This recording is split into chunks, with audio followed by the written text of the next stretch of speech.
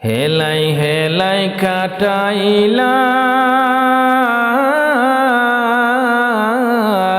ববের জিন্দিগি,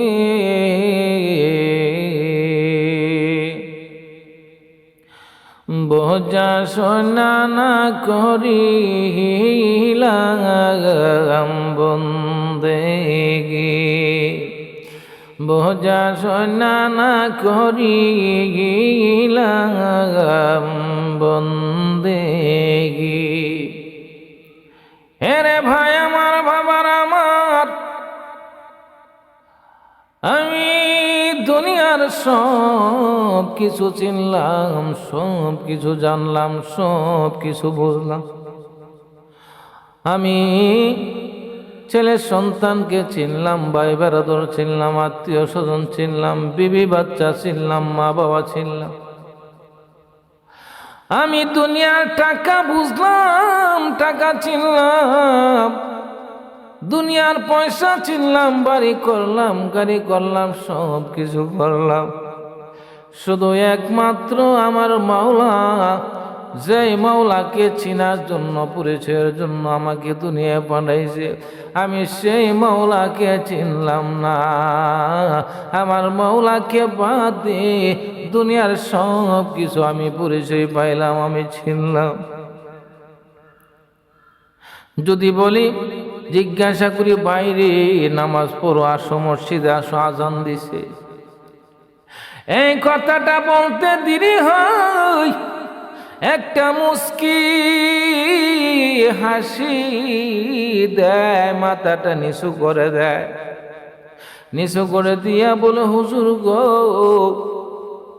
আমি নামাজ পড়তে জানি না, কিভাবে নামাজ পড়ে নিয়ম কানুন জানি না, আমি সূরা জানি না, কেরাত জানি না, আমি কোনো কিছু জানি না। এ হুজুর,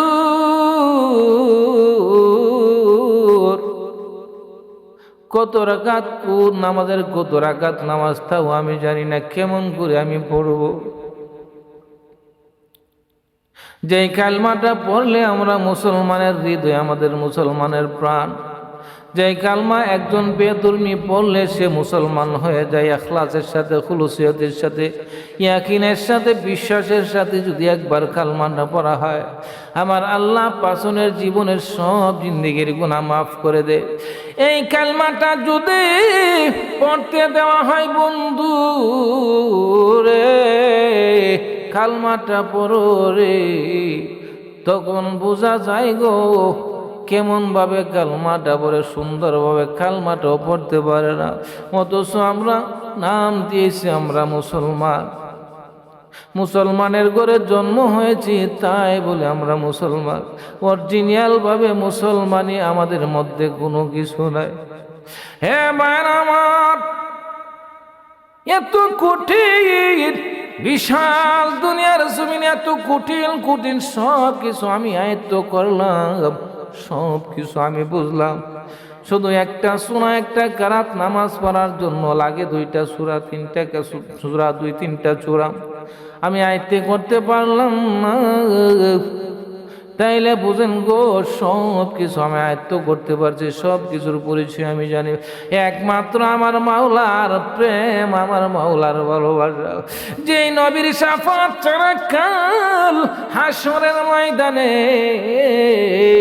জান্নাতে যাওয়া সম্ভব হবে না, সেই নবীর প্রেম আমার ভিতরে নাই, ভালোবাসা নাই। তাইলে আমি জানোয়ারের চেয়ে আরো নিকৃষ্ট হয়ে গেলাম। জানোয়ারের তো জ্ঞান নাই, বুদ্ধি নাই, যার কারণে সে আমাদের চেয়ে আরো নিচে, আমাদের চেয়ে আরো নিকৃষ্ট।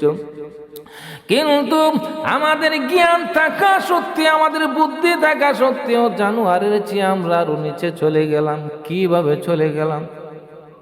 মনে কষ্ট নিবেন না, জানোয়ারের সাথে তুলনা দেওয়ার কারণে মনে কোনো কষ্ট নিবেন না রে ভাই আমার, বাবা।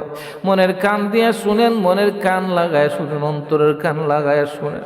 আমি একটা এক্সাম্পল দিলে আপনারা বুঝতে পারবেন আমরা জানোয়ারের চেয়ে আরো কত নিচে চলে গেছি। মনে দুঃখ নিবেন না, মনে কোনো কষ্ট নিবেন না, আমি এক্সাম্পলটা দিলে বুঝতে পারবেন গো ভাই। আমি কেন গো জানোয়ারের সাথে আপনাদেরকে আমাকে তুলনা করলাম? এক ব্যক্তি কসাই, এই কসাই ব্যক্তি গরু ক্রয় করে, ছাগল ক্রয় করে, বকরি ক্রয় করে জমাই করে ওই কসাই ব্যক্তি সেই পশুগুলার গোশত বিক্রি করে বাজারে। একদিন 2টা খাসি ক্রয় করেছে। ওই খাসিগুলা ক্রয় করে বাড়িতে এনেছে। বাড়িতে এনে 2টা খাসিকে কিছু ঘাস দিছে, ঘাস কিছু বসি দিছে। বসিগুলা খুব চিন্তা ছাড়াই মনের আনন্দে বসিগুলা খাইতেছে, ঘাসগুলা খাইতেছে। এমনি করে কিছুক্ষণ পরে একটা দাঁড়ালু চুরি হাতে নিয়ে গো ওই 2টি খাসির কাছে এসেছে। আমরা বুঝি ওই খাসির কাছে কেন এসেছে, একটা খাসিকে জবাই করবে অথবা 2টা খাসিকে জবাই করবে, জবাই করে গোশত বিক্রি করবে। এমনি করে একটা খাসিকে ধরে এনে মাটিতে শোয়া গলার মধ্যে ছুরি লাগাইয়া দিছে গো। ছুরি যখন লাগাইয়া দিছে, গলার ধুর কেটে ফেলেছে, ঘাত করে রক্ত বের হতে শুরু করেছে। মাথাটা এমন ভাবে মাটির মধ্যে বাইরাইতেছে রে ভাই, বাইরাইতেছে, শুধু বাইরাইতেছে। জিহ্বাটা বের হয়ে গেছে।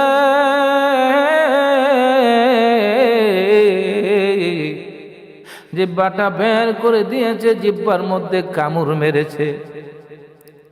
ওই যে সাথের কাশিটা, সাথী কাশিটা, যে কাশিটা জীবিত, সেই জীবিত কাশিটার সামনে তার সাথী কাশিটাকে জবাই করে দিয়েছে। ওই জীবিত কাশিটা কিন্তু 2টি চোখ মেলে সাথী কাশিটাকে দেখতেছে। এই যে অবস্থা হয়েছে, সব কিছু দেখতেছে রে ভাই। তারপরেও দেখা সত্ত্বেও নিয়ে চিন্তায় সে ঘাস খাইতেছে, বসি খাইতেছে। তার মনে একটু ভাবনা নাই যে আমার সাথীকে জবাই করে দিয়েছে। এমন সময় আসবে গো, ওই খাসির গোশত বিক্রি করার পরে আমাকেও জবাই করবে। সেই চিন্তা, সেই ধারণাটুকু তার অন্তরে নাই। সে নিশ্চিন্তায় যেন বসে বসে ঘাস খাইতেছে আর বসি খাইতেছে আর পার তাকাইতেছে। তার ভিতরে কোনো চিন্তার রেশ মাত্র নাই। এ ভাইরা আমার, এর কারণ হল রে ভাই, ওই কাশিটা জানোয়ার এই চিন্তা চেতনা আমার আল্লাহ তার অন্তরে দিছেই না। যার কারণে সে বুঝে না যে আমাকে জবাই করে ফেলবে, আমার সাথীকে জবাই করেছে, সে বুঝে না। কিন্তু আমি বলতে চাই, আমরা তো মানুষ, আমরা তো বুঝি, আমরা তো জানি। আমাদের সামনে বাবা গেল, আমাদের সামনে মা গেল, কত মানুষ নিজের হাতে কাফন করলাম, কত মানুষ নিজের হাতে দাফন করলাম, কত মানুষকে নিজের হাতে মাটি দিলাম, নিজের ভাই বেরাদর আত্মীয় স্বজন কত মানুষ দিলাম, পাড়া প্রতিবেশী কত মানুষকে নিজের হাতে দাফন করলাম, মাটি দিলাম। আমার চোখের সামনে একটা মানুষকে আমি মরতে দেখেছি, দাফন করতে দেখেছি, কাফন করতে দেখেছি, মাটির নিচে মাটি চাপা দিতে দেখেছি। জীবনে কোনোদিন ওই মাটির নিচ থেকে আসতে আমি কোনোদিন দেখি নাই। এতগুলা দেখা সত্ত্বেও ওই জানোয়ারের মতো শুধু চোখে চেয়ে চেয়ে শুধু দেখলাম, কিন্তু মনের ভিতরে একটি বারের জন্য ভয় আসে না গো ভাই। হ্যাঁ ভাই, মনের ভিতরে এক একটু সেকেন্ডের জন্য একটু ভয় আসে না। আমার ভাইকে দিলাম মাটি, বাবাকে দিলাম, দাদাকে দিলাম, নানাকে দিলাম, পাড়া প্রতিবেশী কত মানুষকে মাটি দিলাম, চোখের সামনে মাটির নিচে গেল। আমারও তো এমন একটা সময় আসবে, আমারও তো এমন হবে, আমারও তো মরতে হবে। আমাকে তো এমনভাবে চকলেটের মতো পেঁচাইয়া কবরের মাটির নিচে রেখে আসবে, আমাকে তো এমনভাবে কাফন করবে, আমাকে তো এমনভাবে দাফন করবে, আমাকে তো এমনভাবে গোসল করাইয়া কাঁধে নিয়া কবরের মাটির নিচে দিয়ে আসবে।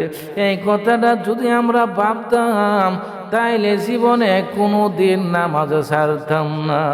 এই কথাটা যদি ভাবতাম আমাদের অন্তরে আসতো গো বাবা,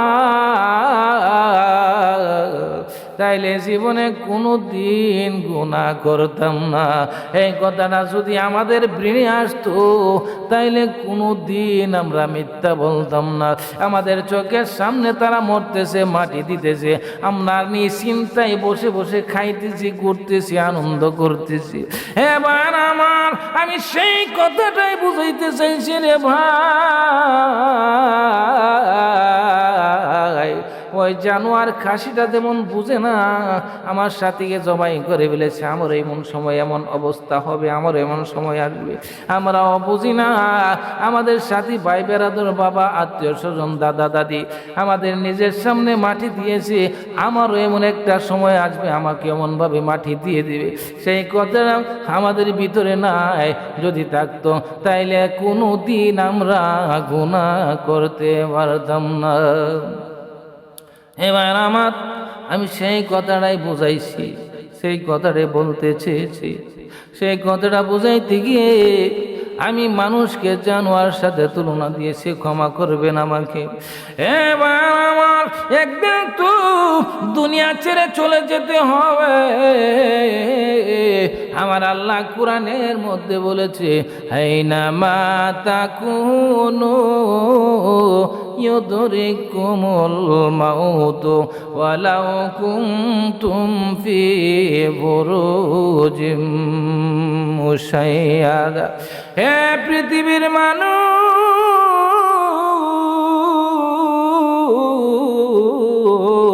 শোনো রে শোনো, তুমি যদি দুনিয়ার জমিনে সুদৃঢ় একটা দুর্গ বানাইয়া সেই দুর্গের ভিতরে লুকিয়ে থাকো, সীসা গালাইয়া প্রাচীর বানাইয়া যদি সে প্রাচীরের ভিতরে লুকিয়ে থাকো, দুনিয়ার জিন্দেগি যখন তোমার শেষ হয়ে যাবে আজরাইল সেখানে তোমাকে ধরবে, দুনিয়ার জমিনে তোমাকে থাকতে দেবে না।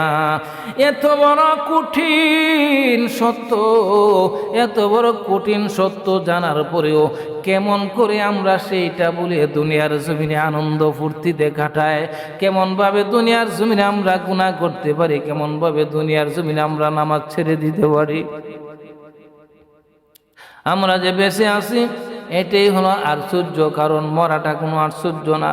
কারণ আল্লাহ কোরআনে ঘোষণা করে দিয়েছে মরা থেকে বাঁচার মতো কেউ কোনোদিনও বাঁচতে পারবে না। এমন একদিন আসবে দুনিয়া ছেড়ে চলে যেতে হবে, সেইটা সত্য সত্য। ইহুদি, খ্রিস্টান, বুদ্ধ, নাসারা, বেদিন, কাফের, মুশরিক, মুসলমান সবাই মওতকে বিশ্বাস করে। এত বড় সত্য আমাদের চোখের সামনে থাকা সত্ত্বেও কেমন করে গো আমরা আনন্দে দিন মাতাই দুনিয়ার জমিনে, কেমন ভাবে গো গুনাহ করে দুনিয়ার জমিনে, কেমন ভাবে নামাজ ছেড়ে দেয়। এই জন্য আমি জানোয়ারের সাথে বলেছি, জানোয়ার যেন বুঝে না যে আমার সাথী ভাইকে জবাই করেছে, আমার এমন সময় আসবে আমাকেও জবাই করবে। আমিও বুঝি না আমার দাদাকে বাবাকে মাটি দিয়েছি, আমাকেও একদিন আমার ছেলে মেয়ে আমাকে এমন মাটি দিবে। এই কথা যদি বুঝতাম জীবনে কোনো দিন আমি অন্যায় করতে পারতাম না।